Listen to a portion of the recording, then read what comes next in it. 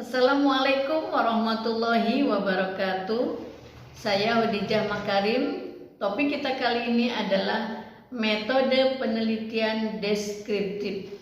Teman-teman sekalian, metode penelitian deskriptif itu adalah jenis penelitian yang tujuannya adalah menyajikan gambaran. Gambaran tentang apa? Gambaran tentang sesuatu, ya.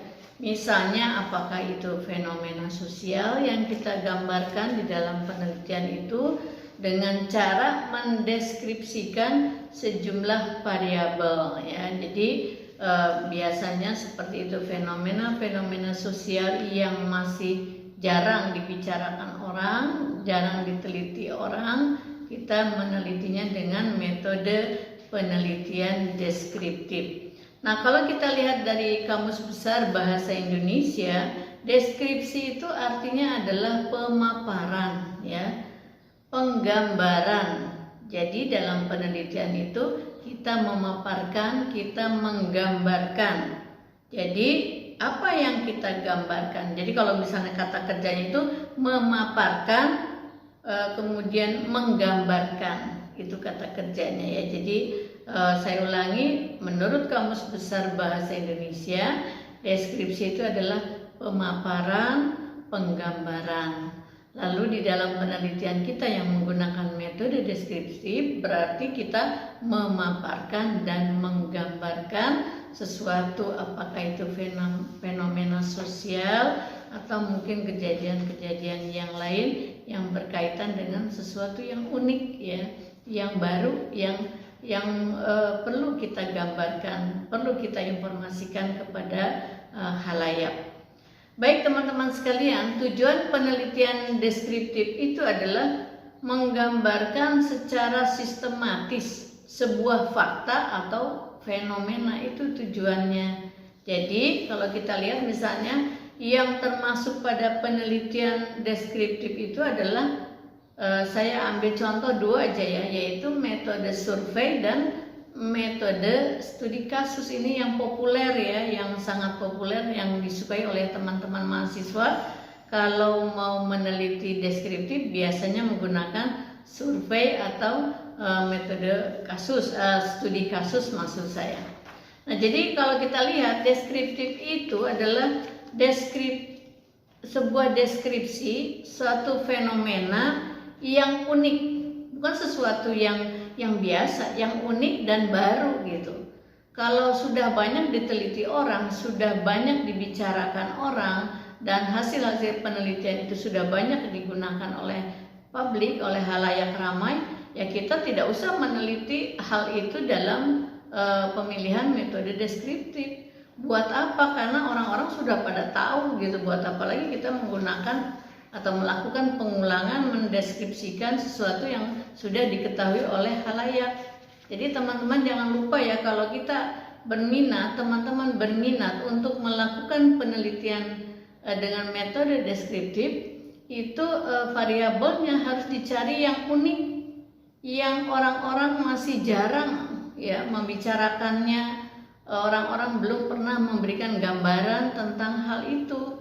Jadi jangan sesuatu yang sudah diketahui oleh publik kemudian kamu angkat lagi menjadi suatu topik penelitian dengan metode deskriptif, ya. Jadi harus cari metode lain kalau yang sudah dikenal banyak orang, ya. Jadi kalau singkatnya, deskriptif itu belum pernah terjadi sebelumnya gitu, ya. Jadi sesuatu yang baru kemudian kita ingin mengangkatnya gitu, ya. Jadi saya ulangi bahwa kalau teman-teman berminat, saya mau meneliti, ya, misalnya pendekatannya kualitatif, kemudian saya mau pakai metode deskriptif, lalu membicarakan sesuatu yang sudah biasa misalnya, ya. Ya, itu mah udah nggak cocok jadinya pakai metode deskriptif, ya. Tapi kalau misalnya ada kejadian yang baru, ya, yang baru atau yang unik, ya, yang jarang digali oleh orang lain, nah itu cocok untuk menggunakan metode deskriptif.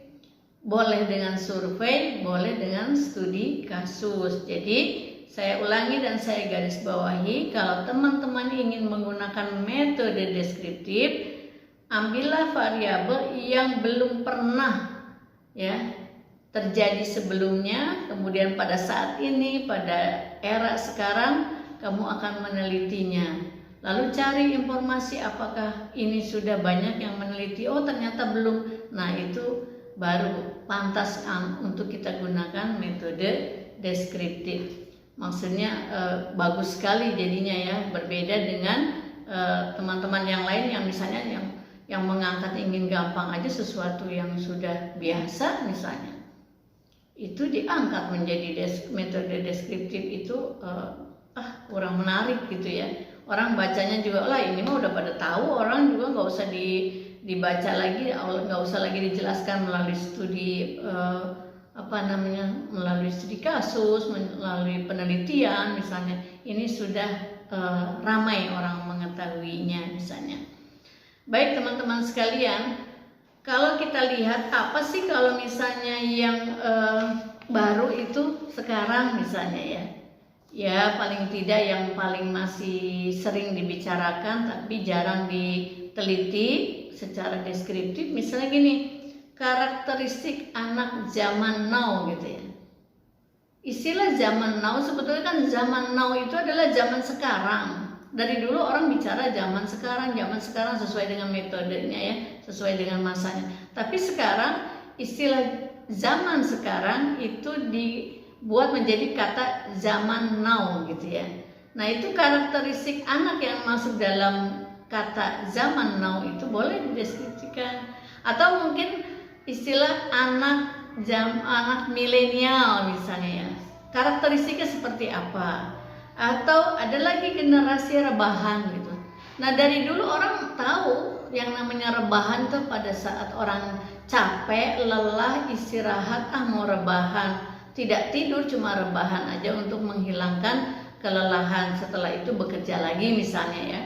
Nah kalau sekarang ditambah dengan generasi rebahan. Nah apa itu yang dimaksud dengan generasi rebahan?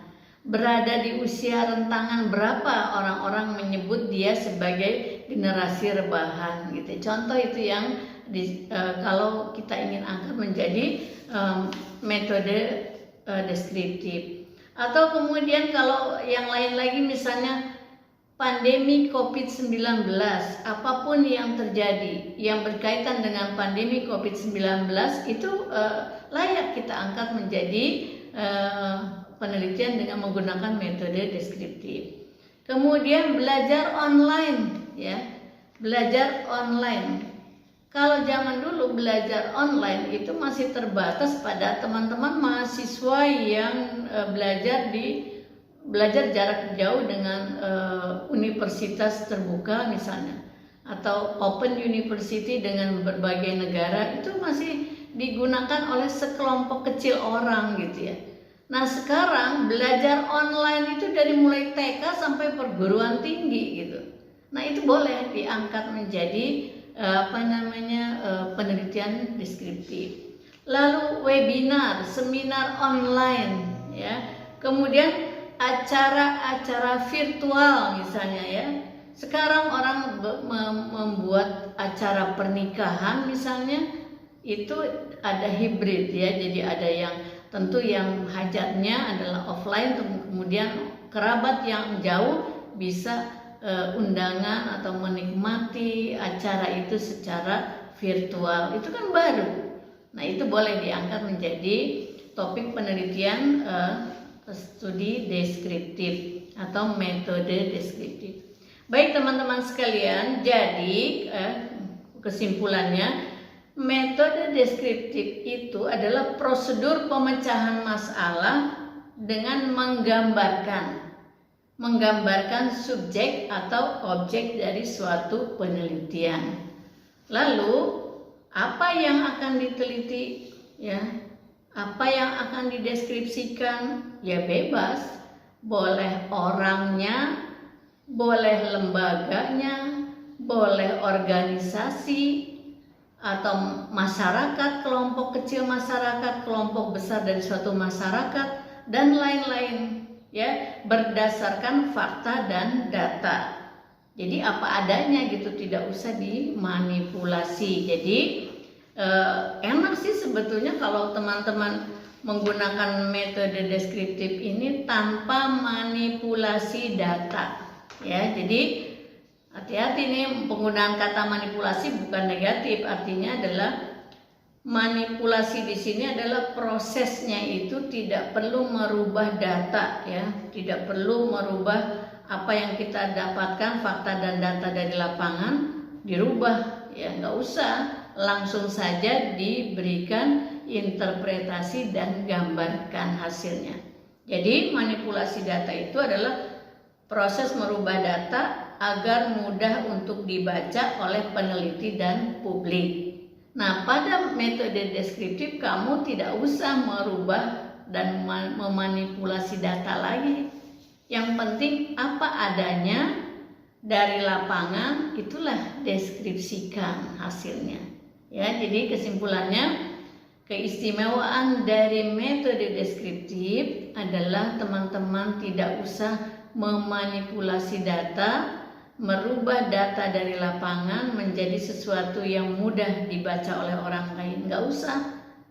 Kita langsung aja data dan fakta dari lapangan langsung kita deskripsikan. Ya, jadi jangan menganggap bahwa metode deskriptif itu adalah metode yang ringan. Tergantung, ya, apa tujuannya. Semua metode penelitian itu baik sesuai dengan tujuan masing-masing. Terima kasih, mudah-mudahan ini bisa membantu teman-teman yang akan menentukan menggunakan metode apa. Jadi kata kuncinya, jika teman-teman akan meneliti sesuatu yang fenomenanya baru, media sosial, pembelajaran online, tentang pandemi COVID-19, itu bisa menggunakan metode deskriptif. Yang kedua, catatannya, metode deskriptif keistimewaannya teman-teman tidak usah melakukan manipulasi data. Langsung data yang didapatkan dari responden itu diberikan interpretasi, langsung diberikan gambarannya seperti apa hasil penelitian itu. Yang penting jangan lupa fakta dan datanya akurat. Terima kasih, sampai ketemu di lain kesempatan. Assalamualaikum warahmatullahi wabarakatuh.